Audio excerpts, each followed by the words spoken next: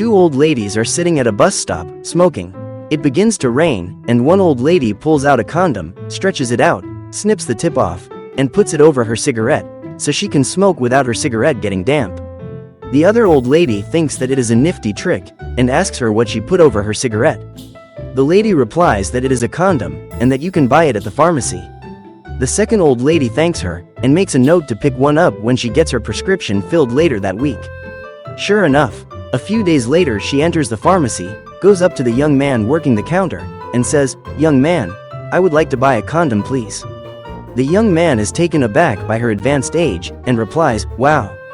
Good for you. No one has ever asked me for help with that before.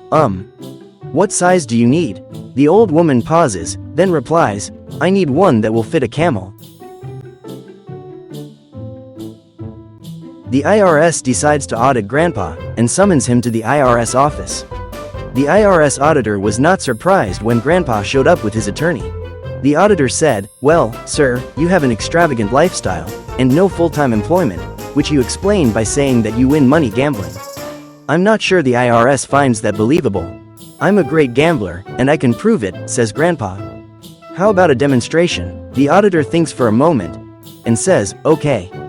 Go ahead." Grandpa says, "I'll bet you $1,000 that I can bite my own eye." The auditor thinks a moment, and says, "It's a bet." Grandpa removes his glass eye, and bites it.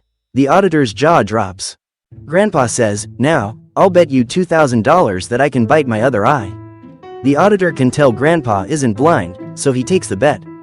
Grandpa removes his dentures, and bites his good eye. The stunned auditor now realizes he has wagered, and lost $3,000, with Grandpa's attorney as a witness. He starts to get nervous. "Want to go double or nothing?"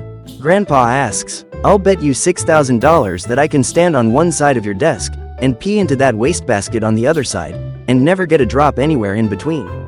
The auditor, twice burned, is cautious now, but he looks carefully, and decides there's no way this old guy could possibly manage that stunt, so he agrees again.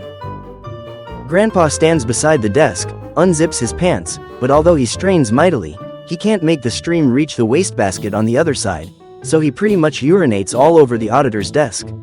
The auditor leaps with joy, realizing that he has just turned a major loss into a huge win.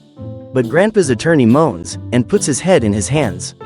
"Are you okay?" the auditor asks. "Not really," says the attorney.